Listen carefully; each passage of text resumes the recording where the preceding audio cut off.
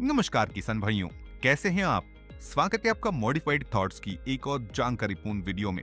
दोस्तों, किसी भी फसल की अच्छी ग्रोथ के लिए तीन प्रमुख पोषक तत्वों की जरूरत होती है: नाइट्रोजन, फास्फोरस और पोटैश। अब बात करें यूरिया की, तो इसमें 46% नाइट्रोजन है और यूरिया सबसे सस्ती, आसानी से उपलब्ध और तुरंत असर दिखाने वाली खाद है। लेकिन जैसे जल्दी ठीक होने के लिए दवाई का ज्यादा डोज लेना नुकसानदेह हो सकता है, वैसे ही ज्यादा उत्पादन के लिए जरूरत से ज्यादा यूरिया डालना आपकी मिट्टी और फसल दोनों को बिगाड़ सकता है। तो अब सवाल ये उठता है कि फसल के हिसाब से यूरिया की सही मात्रा कितनी होनी चाहिए। क्या लिक्विड यूरिया बेहतर और असरदार है? यूरिया डालने से पहले पानी देना है या बाद में? यूरिया खेत में डालने का सही तरीका क्या है? स्प्रे करें या हाथ से डालें? इन सभी सवालों के जवाब आज हम आपको इस वीडियो में देने वाले हैं।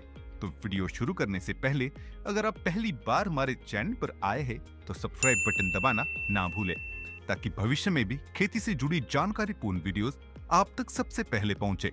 चलिए शुरू करते हैं।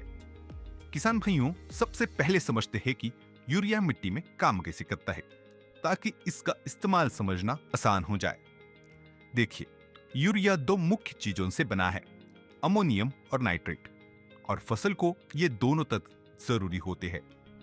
अब नाइट्रेट नाइट्रोजन का ही एक रूप है और फसलों को नाइट्रोजन नाइट्रेट के रूप में ही चाहिए होता है।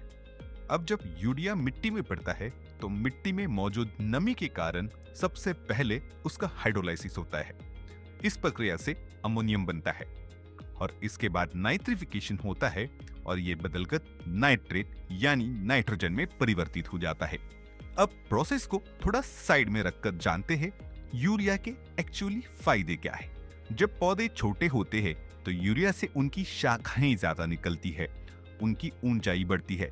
यूरिया के कारण पौधे प्रकाश संश्लेषण के जरिए क्लोरोफिन ज्यादा बनाते हैं। साथ ही पौधे अमीनो एसिड यानी उनका प्रोटीन बनाते हैं, जिससे उनकी ग्रोथ तेज होती है। अब सवाल यह है कि आप कैसे पहचानें कि पौधों में नाइट्रोजन की कमी है। अगर पौधों के पत्ते पीले पड़ने लगते हैं या जो नए पत्ते आ रहे हैं वो छोटे आकार में आने लगे, तो ये संकेत है कि फसल को नाइट्रोजन की जरूरत है। तो जब आपने यूरिया को मिट्टी में डाल दिया तो सवाल ये उठता है कि यूरिया से बना नाइट्रेट फसलें कितनी जल्दी अपना लेंगी, यानी यूरिया डालने के कितने दिनों बाद फसलें हरी भरी और लहलहाती दिखेंगी।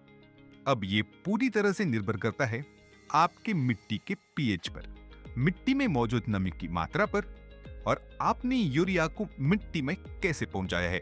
यानी आपने यूरिया सीधे मिट्टी में डाला, ड्रिप के जरिए दिया है या स्प्रे करा है।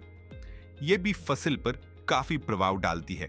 खैर, इन चीजों की चर्चा हम आगे करने ही वाले हैं, लेकिन सबसे पहले बात करते हैं डोज की, यानी फसल के अनुसार यूरिया कितनी मात्रा में उपयोग करना चाहिए। आइए इसे विस्तार से समझते हैं। अगर हम बात करते हैं खरीफ और रबी फसलों की, सब्जी वर्गीय फसलों को छोड़कर, तो इनमें जो बेसल डोज है वो जाएगा 35 से 40 किलो प्रति एकड़। इससे ज्यादा यूरिया डालने की जरूरत किसी भी हालत में बिल्कुल नहीं है। पहले पानी पर आप 4 से 5 किलो प्रति एकड़ और दूसरे पानी पर 4 से 5 किलो प्रति एकड़। ये पूरा डोज किसी भी फसल के लिए पर्याप्त है अच्छे उत्पादन के लिए। अब बात कर लेते हैं सब्जी वर्गीय फसलें जैसे लौकी, करेला, तरबूज, खरबूज की। तो इनमें जो बेसल डोज है वो जाएगा 25 किलो प्रति एकड़ यूरिया, पहले और दूसरे पानी पर 2 से 4 किलो प्रति एकड़ तक। अब इसमें भी थोड़ी कैटेगरीज है। लौकी, करेला, तरबूज, खरबूज में नाइट्रोजन की जरूरत ज्यादा होती है, और जिन फसलों की ऊंचाई नहीं बढ़ानी जैसे टमाटर, भिंडी, बैंगन, इनमें पहले और दूसरे पानी पर 1 से 2 किलो प्रति एकड़ यूरिया पर्याप्त है। अब आगे चलते हैं और बात करते हैं पानी के साथ यूरिया का उपयोग कैसे करें।